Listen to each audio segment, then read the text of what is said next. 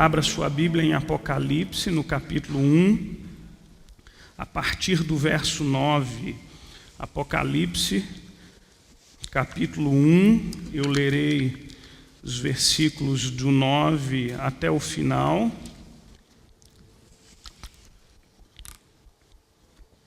Quero que você acompanhe na sua Bíblia a leitura desse texto da palavra do Senhor. Eu, João, irmão vosso e companheiro na tribulação, no reino e na perseverança em Jesus, achei-me na ilha de Patmos por causa da palavra de Deus e do testemunho de Jesus.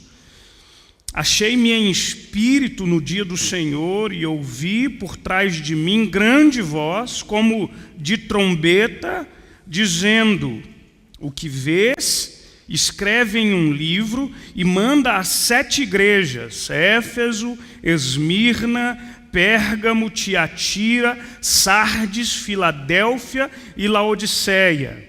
Voltei-me para ver quem falava comigo, e voltado vi 7 candeeiros de ouro, e no meio dos candeeiros um semelhante a um filho do homem, com vestes talares e cingido à altura do peito, com uma cinta de ouro. A sua cabeça e cabelos eram brancos como a alva lã, como neve, os olhos como chama de fogo, e os pés semelhantes ao bronze polido, como que refinado numa fornalha. A voz como a voz de muitas águas. Tinha na mão direita 7 estrelas, e da boca saía-lhe uma afiada espada de 2 gumes, e o seu rosto brilhava como o sol na sua força. Quando o vi, caí a seus pés como morto, porém ele pôs sobre mim a mão direita, dizendo: não temas, eu sou o primeiro e o último, aquele que vive. Estive morto, mas eis que estou vivo pelos séculos dos séculos, e tenho as chaves da morte e do inferno. Escreve, pois, as coisas que viste, e as que são, e as que hão de acontecer depois dessas. Quanto ao mistério das 7 estrelas que viste na minha mão direita e os 7 candeeiros de ouro, as 7 estrelas são os anjos das 7 igrejas, e os 7 candeeiros são as 7 igrejas. Vamos fechar os nossos olhos e orar ao Senhor mais uma vez. Pai, santo e querido, Deus, a Tua palavra aberta aqui está. E quando nós adentramos a Tua casa, adentramos aqui com o objetivo de adorarmos ao Senhor, de ouvirmos a Tua palavra.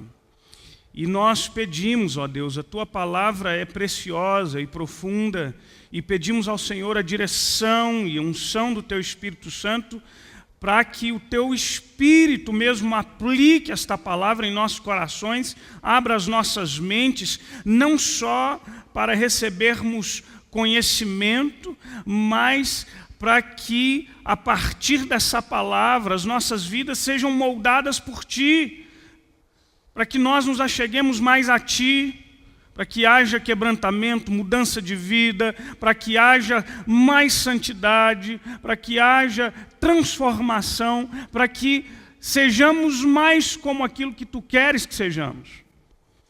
Nós Te louvamos por essa hora tão bendita, e Te glorificamos o nome.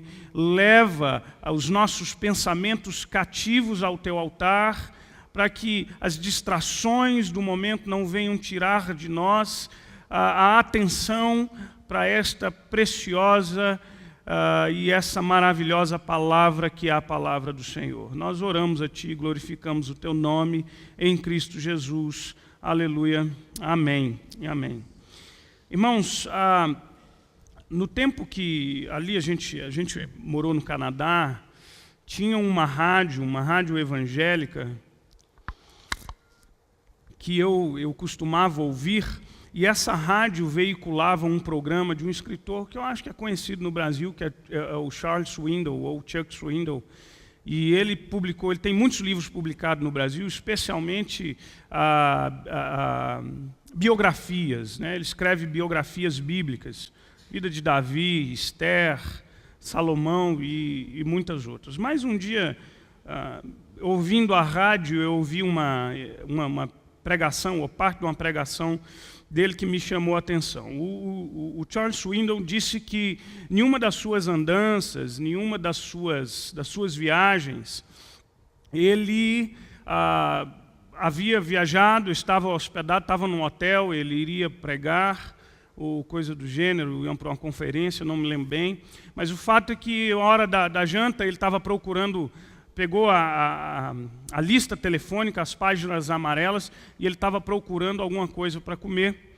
E ali, então, ele viu um nome curiosíssimo, e o nome curioso era Igreja de Deus Grelhados.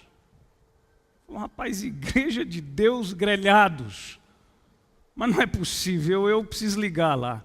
E então ele pega o telefone e ele liga, e a pessoa atende. Boa noite, Igreja de Deus Grelhados, pode fazer o seu pedido. E ele disse, mas então é isso mesmo?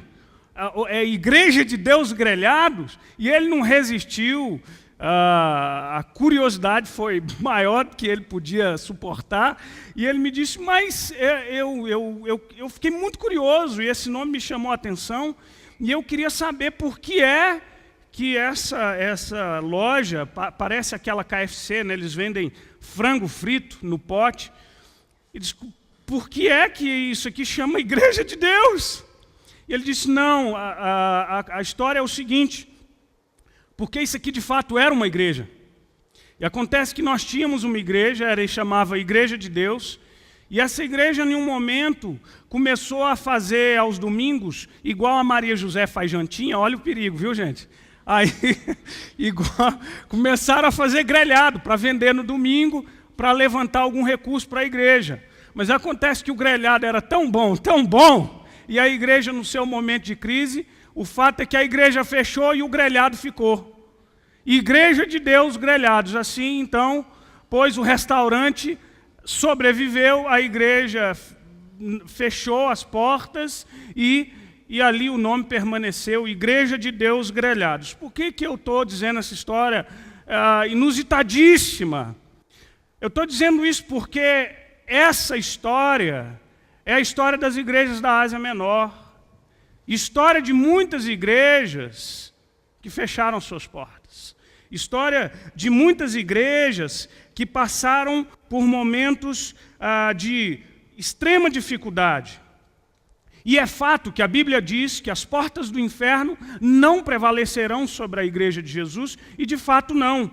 Mas nós estamos falando aqui sobre a igreja triunfante. A igreja de Jesus não é a igreja visível.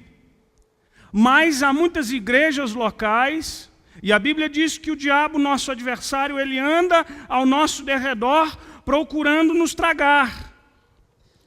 E qualquer igreja precisa andar alerta, porque nós estamos aí suscetíveis às investidas do maligno. E de repente, aquele local que se abriu com o intuito de ser um local de adoração, sucumbiu ao grelhado do domingo. Nós abrimos aqui o texto no livro de Apocalipse, e é um texto maravilhoso. Eu já ouvi alguém dizer o seguinte, pastor, eu tenho medo de ler o livro de Apocalipse.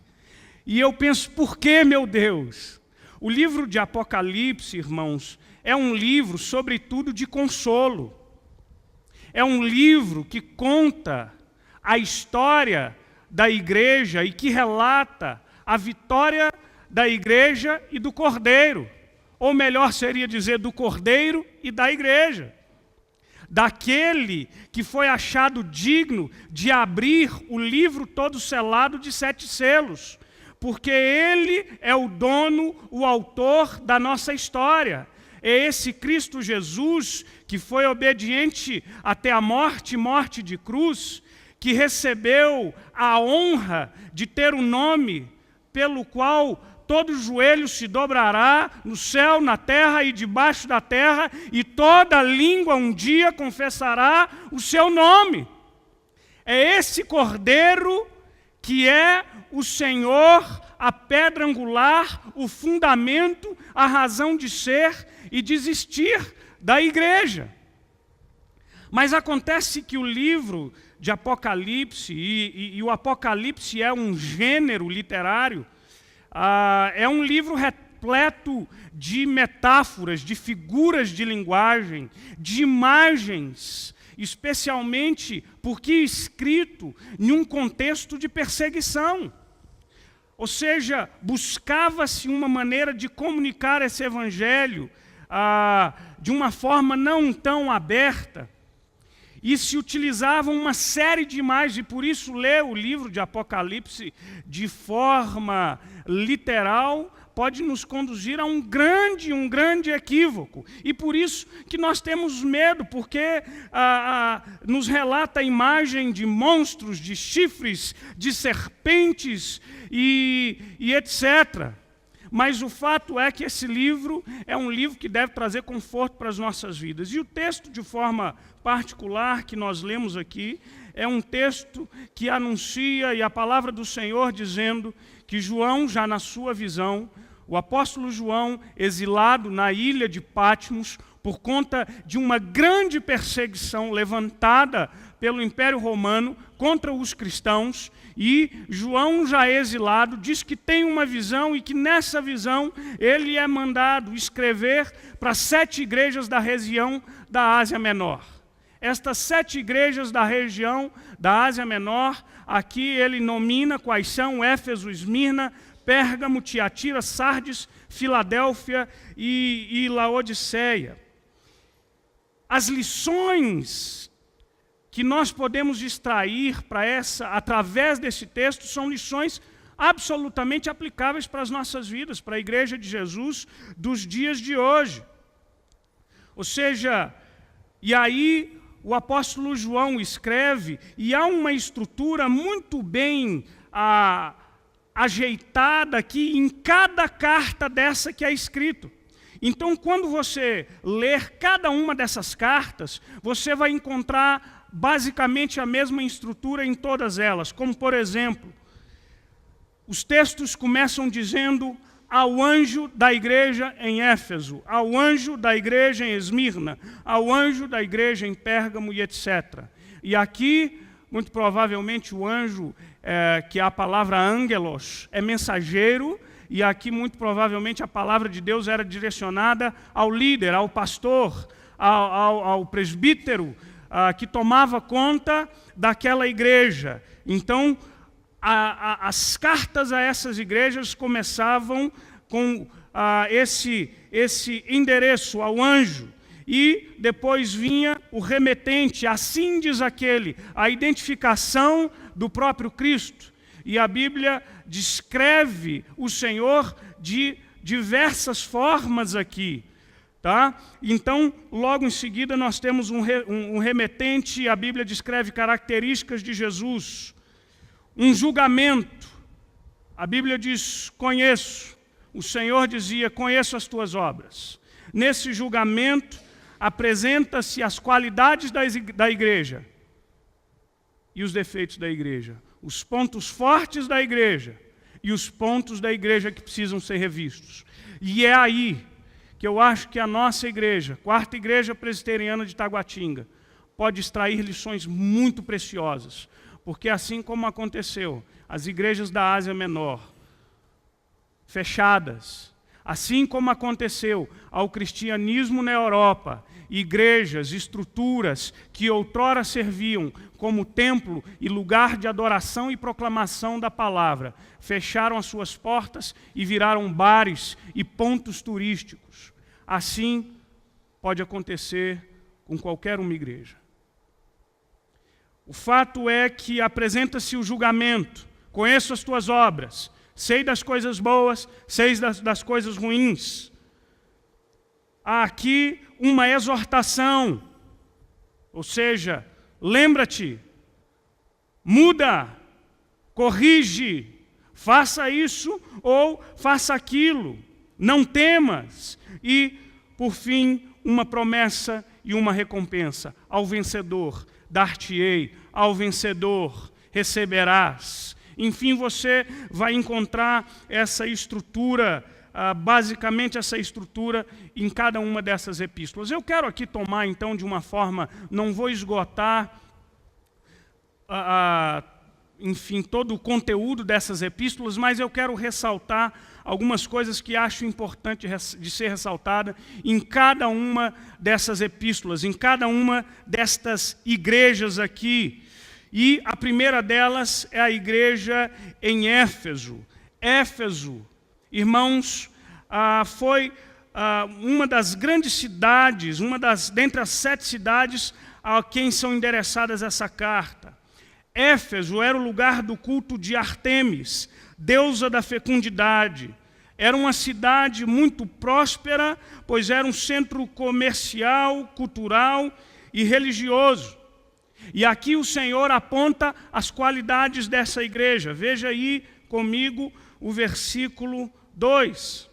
Conheço as tuas obras, tanto o teu labor como a tua perseverança, e não podes suportar os homens maus, e que pusestes à prova os que a si mesmos se declaram apóstolos e não são, e os achastes mentirosos. Qual é uma qualidade dessa igreja? Essa igreja e esta qualidade me faz e me remete à igreja de Bereia. É uma igreja que tem conhecimento da palavra.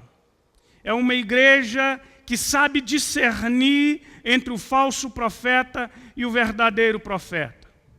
Entre o falso apóstolo e o verdadeiro apóstolo. E, meu Deus do céu, como essa recomendação é importante para os dias de hoje. É importante para nós. E aqui o Senhor está dizendo para essa igreja: conheço as tuas obras e sei que você é capaz de discernir entre um e outro. Eu mencionei a igreja de Bereia, quando o apóstolo Paulo, numa das suas viagens, passa pela região de Tessalônica, Bereia, perto ali de Atenas, ele passa nessa igreja e algo foi ressaltado por Paulo, o fato de que aquela igreja, naquela região, subjugava ao crivo da Escritura tudo o que Paulo falava. Como quem diz, vamos ver se esse homem está dizendo algo certo. E aí então Paulo elogia, dizendo que os crentes de Bereia eram mais bem-aventurados que os crentes de Tessalônica. Irmãos, essa recomendação é importante para nós.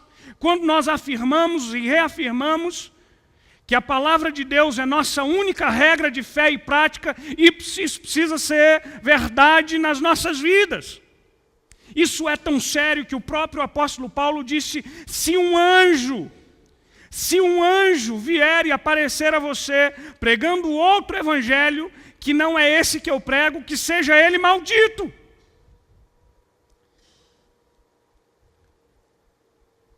Nós vivemos em dias, irmãos, que quanto mais a gente, eu não sei, eu acho que a loucura do mundo evangélico chegou ao ápice, ao máximo, e o que a gente percebe é que são milhares e milhares de incautos, seguindo cegamente líderes que eu realmente desconfio. E o faço por olhar a palavra de Deus. Mas um defeito dessa igreja se tornou a frieza espiritual dessa igreja. Eis aí o versículo 4. Tenho, porém, contra ti que abandonaste o teu primeiro amor. Este primeiro amor, eu costumo a lançar mão da imagem da relação conjugal para que a gente entenda essa questão da intensidade desse primeiro amor.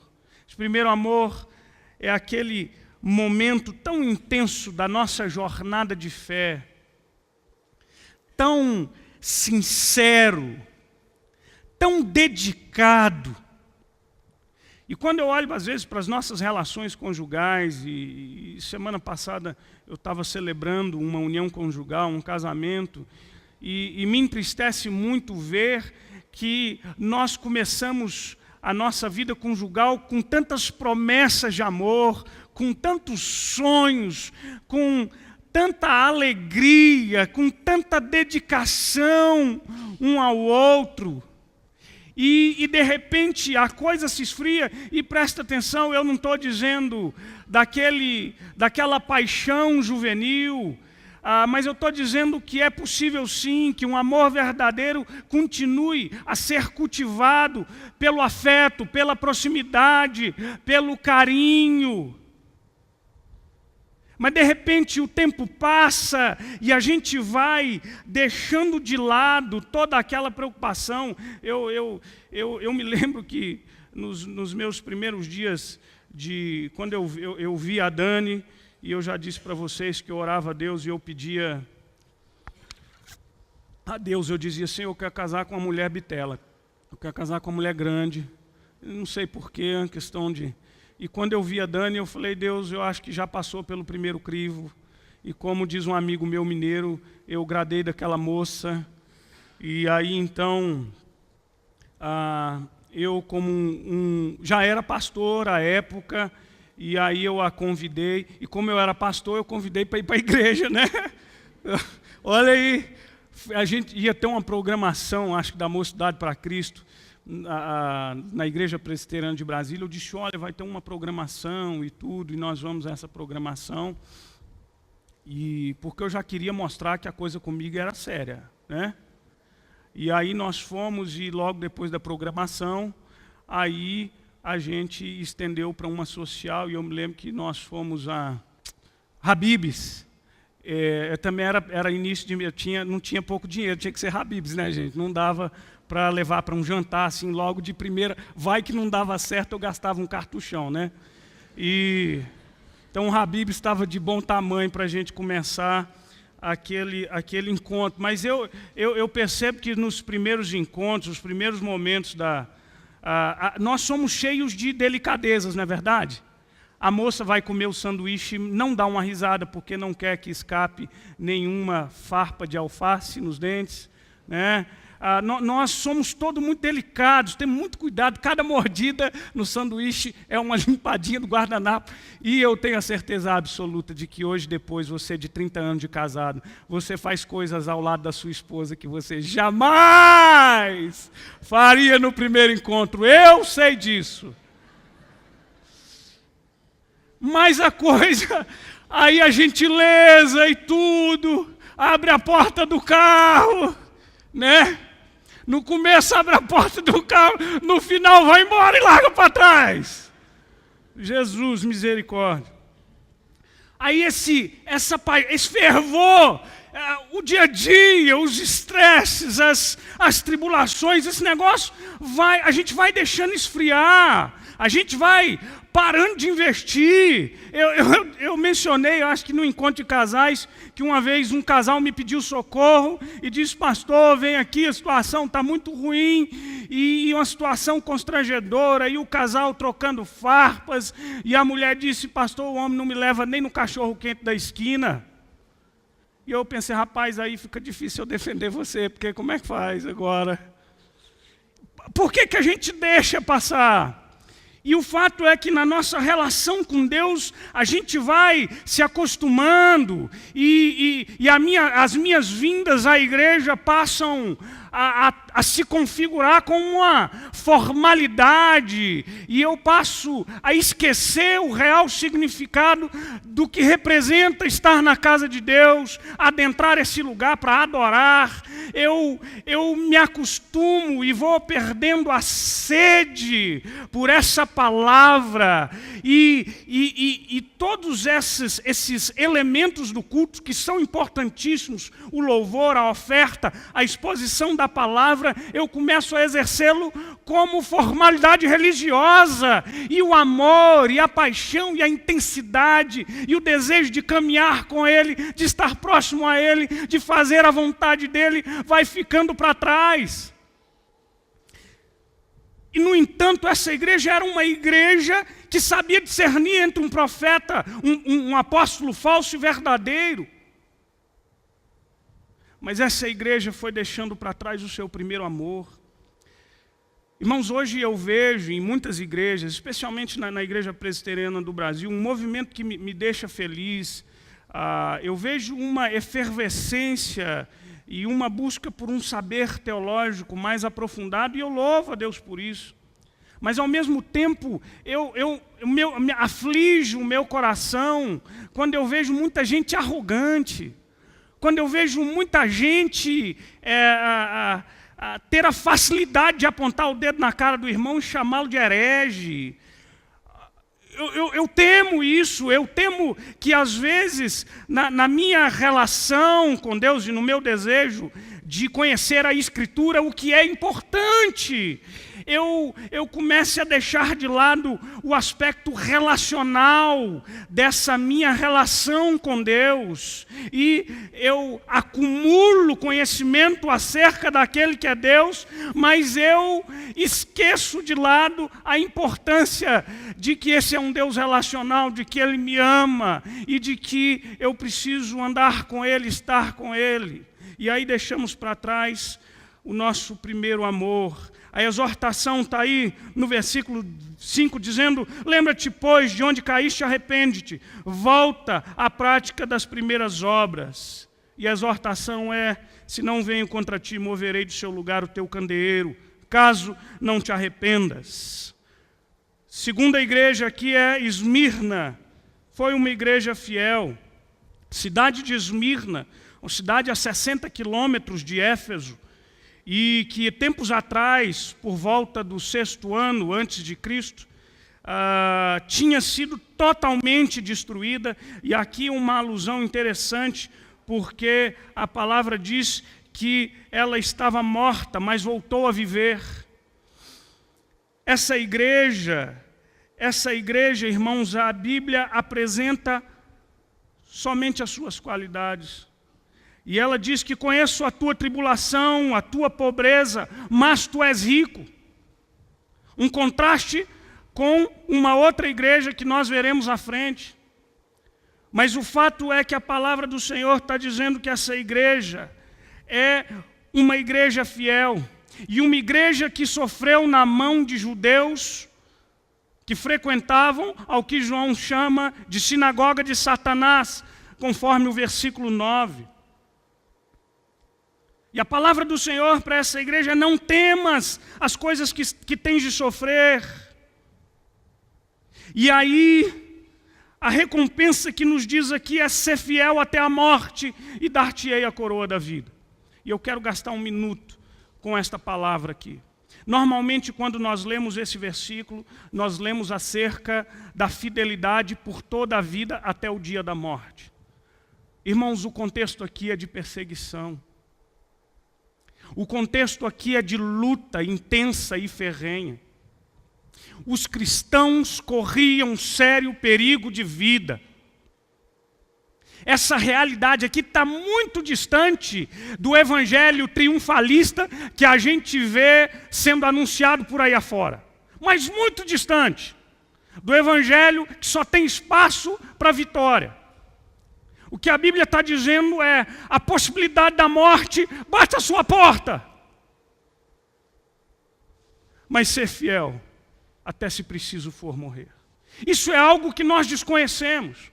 Pastor Osni, mencionei há alguns domingos atrás, fez uma viagem ao Paquistão, e ele disse que quando ele tirou o visto, o sujeito da embaixada que o entrevistava disse: pastor, quer dizer, não sabia que era pastor, dizendo: olha, o senhor sabe que essa viagem o senhor pode ir para o Paquistão e não voltar mais? Eu fico pensando: meu Deus, esse é um negócio que está muito longe de mim. Para mim é muito fácil ser pregador do evangelho aqui no Distrito Federal. Mas eu fico pensando: o que esse homem ouve?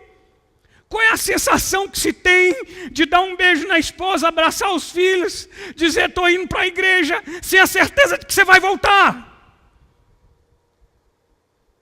E a Bíblia dizendo: ser fiel, se for preciso morrer.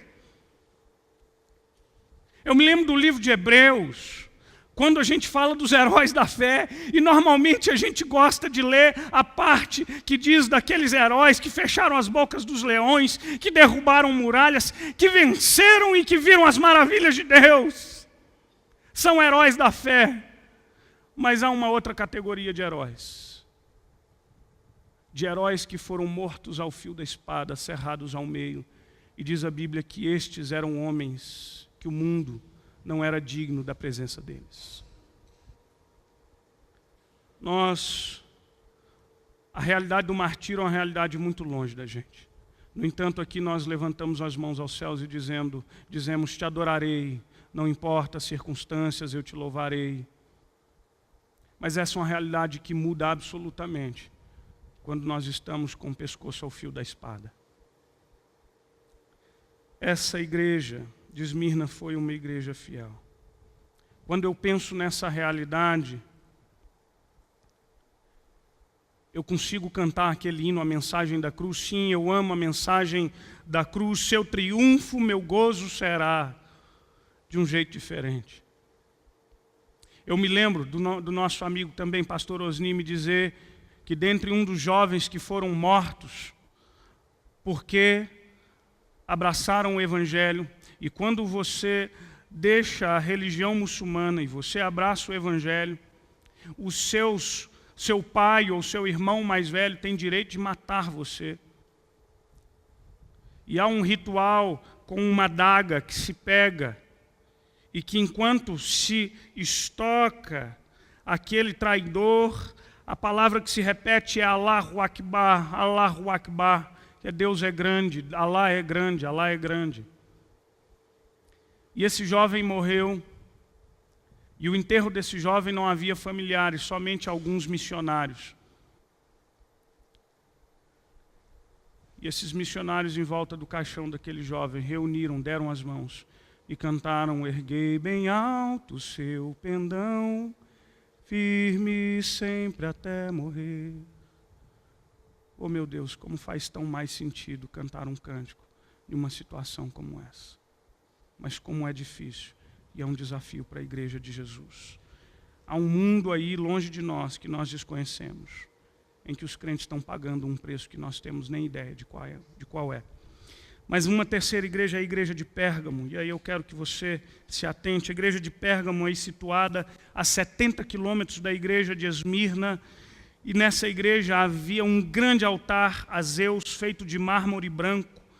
E aí há uma alusão à cidade onde habita e onde está o trono de Satanás, no versículo 13, fazendo a alusão a essa grande estátua e ao trono de Zeus.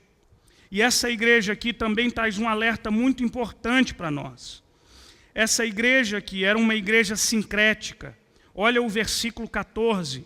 Tenho, todavia, contra ti algumas coisas, pois que tens aí os que sustentam a doutrina de Balaão, o qual ensinava a Balaque a armar ciladas diante dos filhos de Israel para comerem coisas sacrificadas aos ídolos e praticarem a prostituição. Nós vemos algumas menções sobre os nicolaítas e aqueles que são seguidores de Balaão. E, no entanto, nós não temos todas as informações, mas o que a tradição ensinava era que os adeptos da chamada da doutrina de Balaão eram homens que acabavam flertando com a idolatria de outros deuses. E o que a gente percebe aqui é que, embora essa igreja era uma igreja que confessava o nome de Jesus, parece que ela abre espaço para abarcar um sincretismo religioso. E isso me faz muito pensar na igreja brasileira dos nossos tempos. Ou seja, o nosso misticismo exacerbado nos coloca numa situação perigosíssima quando começamos a ver as igrejas abraçarem práticas estranhas às Escrituras. E aí você vai em algumas igrejas em que se vende a fita ungida, que se coloca a água na televisão para que o pastor ore e depois você tome aquela água, que se coloque uma rosa no peito, vá à igreja, volte em casa, coloque aquela rosa. Eu já expliquei aqui o que é a superstição, a instrumentalização da fé através de um objeto, de algo concreto. É a figa, é o pé de coelho, é o trevo de 4 folhas. É emprestar um valor sagrado a algo inanimado. E a gente vê isso nas igrejas. O sal. As pessoas atravessando de joelho ali em um corredor que tem sal, que tem... E a criatividade não tem fim. É o martelinho, é o cajado de Moisés, e etc, e etc. E aí há algo muito perigoso, porque a igreja seguinte, a igreja de Tiatira, e essa igreja parece-me que já havia abandonado por completo a sua fé.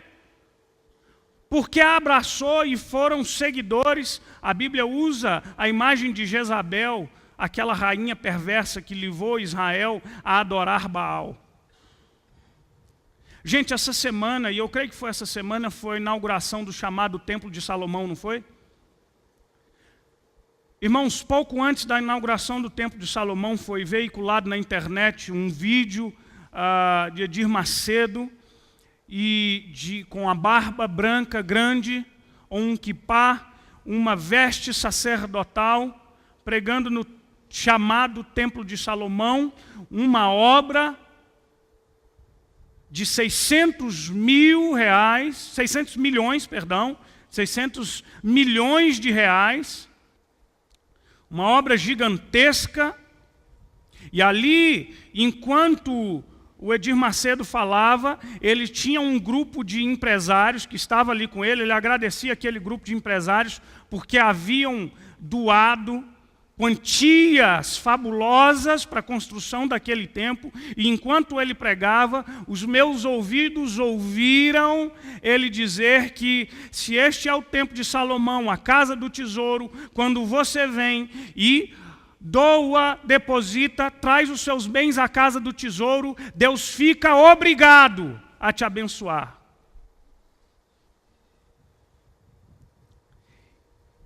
Isso não é mais nem desvirtuação do Evangelho, é absoluto abandono da fé cristã. Quando Edir Macedo se coloca na figura do sacerdote, ele deseja ser o mediador e o sumo sacerdote entre os incautos que o seguem. E aí ele joga no lixo toda a obra de Cristo na cruz do Calvário, do sangue perfeito e precioso, que pagou o preço, que pacificou a ira de Deus e que ofereceu para nós graça infinita. É o que nós temos visto. O abandono absoluto da fé cristã está aí no nosso meio. E a igreja é alertada, e o povo de Deus é alertado. E o povo do Senhor é chamado à atenção. E é exortado. No versículo 16, arrepende-te, senão venho a ti sem demora, e contra eles pelejarei com a espada da minha boca. Muda. Abandona essa mentira, diz a palavra do Senhor. E então nós pulamos aqui Tiatira, porque é o mesmo problema, uma situação talvez ainda mais grave, e nós vamos para Sardes, para a igreja de Sardes, uma igreja morta. Irmãos, a igreja de Sardes, também uma cidade já ao sul de Tiatira, todas essas cidades na região ali da Ásia Menor, era uma região próspera. E durante muito tempo foi uma cidade importante, com fortalezas imponentes. Porém, com o tempo e com a sucessão de muitas batalhas, todo o glamour e toda a pompa daquela cidade veio ao chão.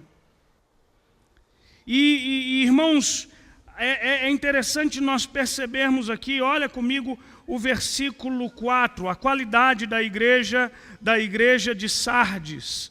Diz a palavra do Senhor no capítulo 3, versículo 4.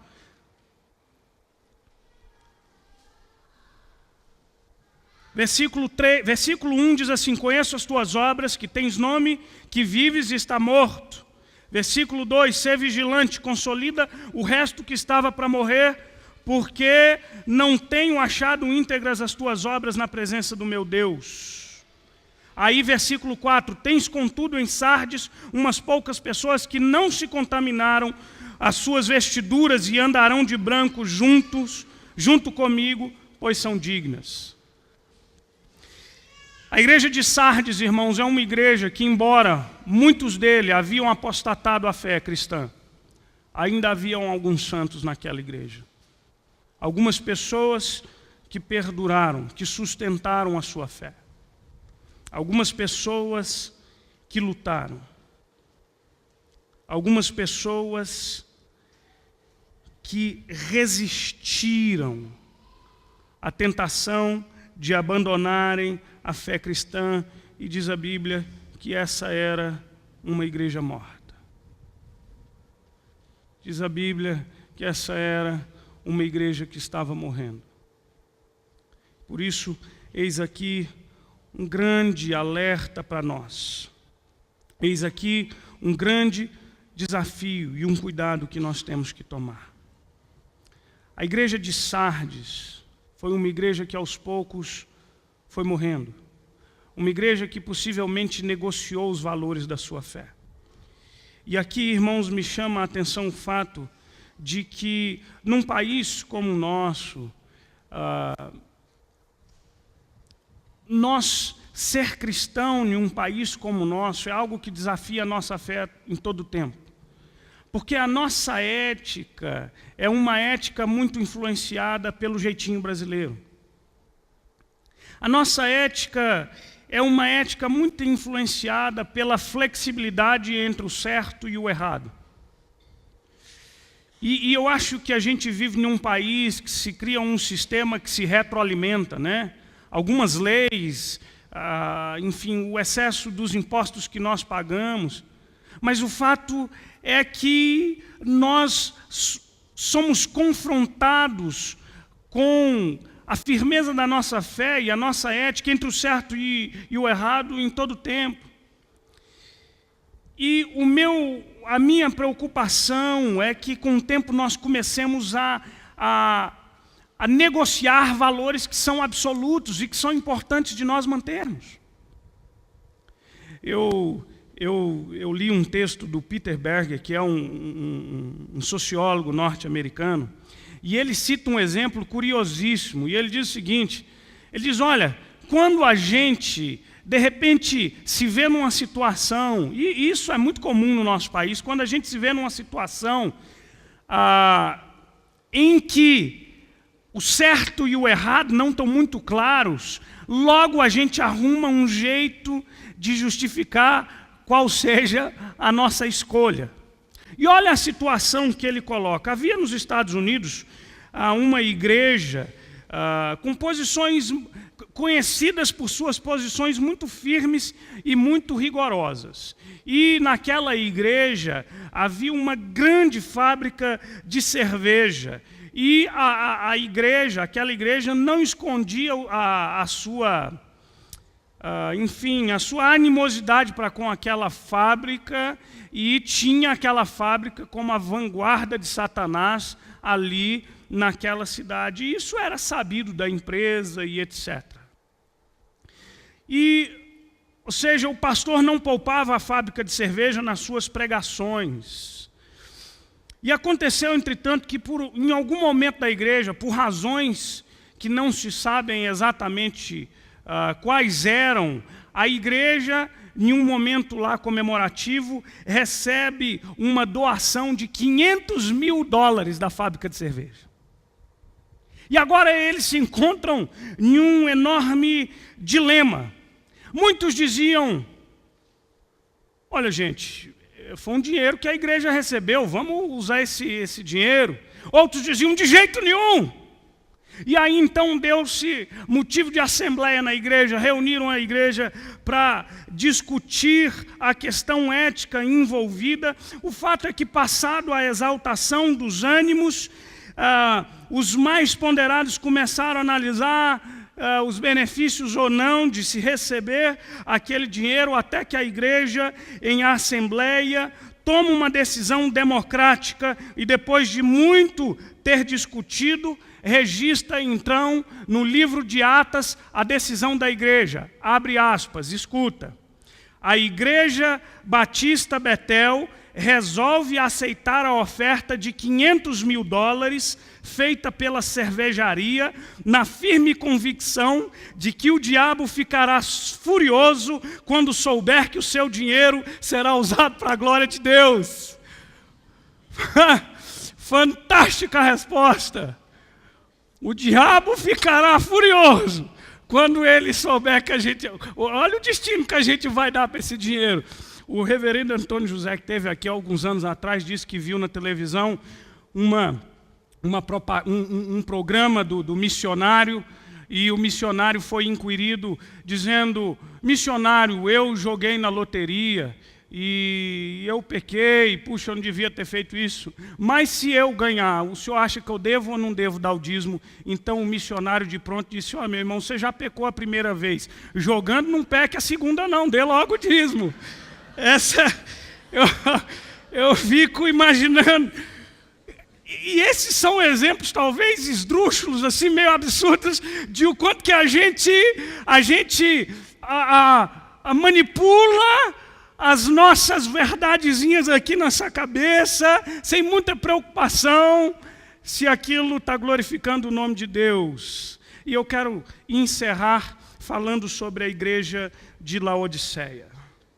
Laodiceia era uma região muitíssimo importante e situada numa região principal que ligava Éfeso a outras regiões, e ela possuía uma cidade também próspera, que possuía ali umas indústrias, uma atividade têxtil, em particular o trabalho com a lã, e o fato é que essa cidade também era conhecida por uma especialidade farmacêutica, a produção de remédio e colírio para os olhos. E aqui nos chama a atenção é que aquilo que a palavra do Senhor condena na igreja de Laodiceia é a indiferença dessa igreja. Olha comigo o versículo 15 e 16. Conheço as tuas obras, que nem és frio e nem quente. Quem dera fosses frio ou quente, e assim, porque és morno e nem és quente nem frio, estou a ponto de vomitar-te da minha boca. Irmãos, essa igreja era uma igreja indiferente. E para que a gente entenda o que a Bíblia diz, é interessante a gente perceber o seguinte: Laodiceia era uma cidade próxima de duas cidades, uma chamada Hierápolis e outra chamada Colossos. O apóstolo Paulo escreve uma epístola a essa segunda cidade. Hierápolis era uma cidade muito famosa por suas fontes de águas termais, que se acreditava serem águas medicinais. Colossos, por sua vez, ficava às margens do rio chamado Lico, e era conhecida por suas águas próprias para o banho, que proporcionavam refrigério. Laodiceia, por sua vez, não tinha nem as águas quentes, nem as fontes geladas e saudáveis ali de Laodiceia, de Colossos. O fato é que aqui o Senhor chega para essa igreja dizendo que porque não és frio e nem quente, és morno, estou a ponto de vomitar-te da minha boca. O que o Senhor está dizendo é que a nossa indiferença espiritual, ela é tão grave que chega a dar náuseas a Deus. E a gente entende isso melhor quando a gente começa a entender a natureza do discipulado cristão. Irmãos, a vida com Jesus não há meio termos para ela. Jesus em todo tempo desafiou aqueles que o seguiram dizendo: quem quiser vir após mim tem que tomar a sua cruz, tem que crucificar o seu eu, Jesus muitas vezes desafia, e creio eu, Jesus não usa em alguns momentos aquela atitude como uma regra, mas como um desafio para uma ocasião específica, quando pede àquele jovem rico: só te falta uma coisa, vende tudo o que tens. Porque Jesus conhecia onde o coração daquele jovem estava. Ou daquele homem que antes de seguir a Jesus disse: deixa-me despedir da minha família. Deixa que os mortos enterrem os seus mortos. O discipulado é um caminho de cruz. A vida cristã é uma vida onde não pode haver possibilidade de indiferença, ou somos ou não somos, ou o coração pertence ao Senhor, ou Ele é Senhor, ou Ele não é Senhor. Esse coração não pode andar dividido entre Baal e o Senhor, porque ou há de servir a um e largar e abandonar a outro. Esse é o desafio para a igreja de Jesus. Para a igreja utilitarista, que dá pensando naquilo que vai receber. Para a igreja que não prega discipulado, cruz, abnegação.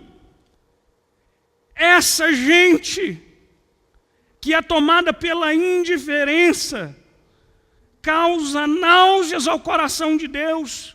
E aqui parece que o Senhor identifica o pecado dessa igreja, a saber, a soberba. Essa igreja, irmãos, uma igreja portentosa.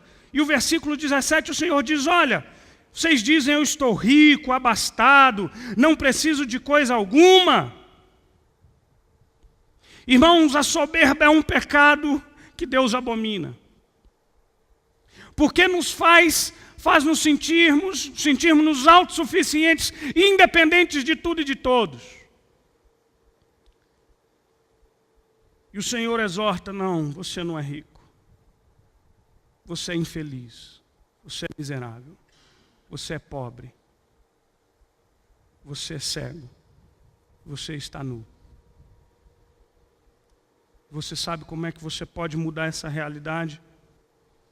Compres de mim ouro refinado pelo fogo, vestiduras brancas, a fim de que não seja manifesta a vergonha da tua nudez, e colírio para ungir os olhos a fim de que vejas.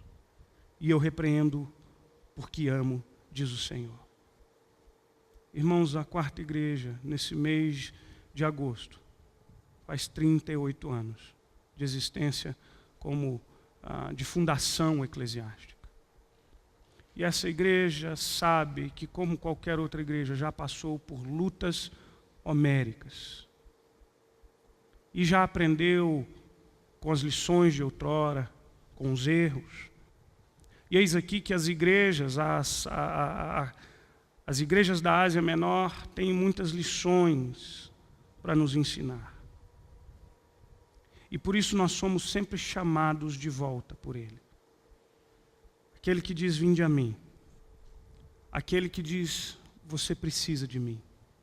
Você se acha autossuficiente. Você é miserável, diz o Senhor. Você não tem nada. Você precisa de mim. O Senhor contrasta tudo aquilo que eles se achavam ricos e abastados. Deus disse: vocês são infelizes. Irmãos, esse é um alerta para todos nós enquanto igreja de Jesus. De sabermos que a gente precisa andar e caminhar com esse mestre. Para que ele não venha e nos tire o candeeiro desse lugar. Para que ele não tire a sua mão sobre nós. Para que ele sempre nos guie nos momentos difíceis. Para que a gente seja encontrada como igreja fiel. Porque o versículo 21 diz: ao vencedor dar-lhe-ei sentar-se comigo no meu trono, assim como também eu venci, e me sentei com o meu Pai, no seu trono. Quem tem ouvidos, ouça o que o Espírito diz à igreja. Feche os seus olhos, por favor. Pai santo e querido, muito obrigado pelas exortações trazidas a nós da parte do Senhor, através da Tua santa palavra. Ó Deus, nos livra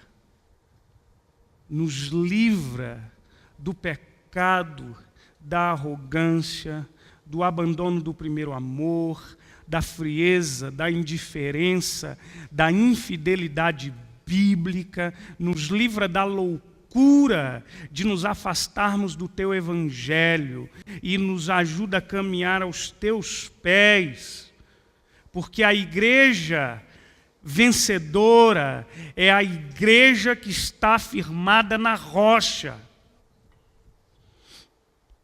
A igreja que vencerá as investidas daquele que anda ao derredor querendo tragar é a igreja que confessa, que teme, que professa e que serve a Jesus o Senhor. E que assim o Senhor nos fortaleça, porque queremos nos encontrar fiéis, para que naquele dia troquemos a cruz pela coroa da vida. Abençoa a tua igreja e o teu povo, em nome do Senhor Jesus. Amém e amém. Deus nos abençoe, irmãos, em nome de Jesus. Bom, a gente está comemorando 38 anos de quarta igreja, né? E Deus tocou no nosso coração, já tinha tocado no coração do Obed para cantar essa canção, na mãe da Julinha também. E a gente orou e a gente quer cantar essa música, adorar o Senhor por meio dessa canção com toda a igreja. E falar que também tempestades vêm na nossa vida durante todos os dias, vem tempestades durante todos os dias da nossa vida.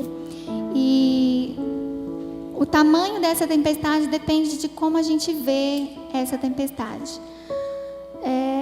O homem e os pássaros, por exemplo, são seres de essências diferentes, mas que veem as tempestades de uma forma diferente. Um exemplo disso, o tsunami, por exemplo, que aconteceu em 2014 no Oceano Índico, matou mais de 250 mil pessoas, mas não morreu nenhum animal selvagem, né? Porque todos fugiram para a floresta.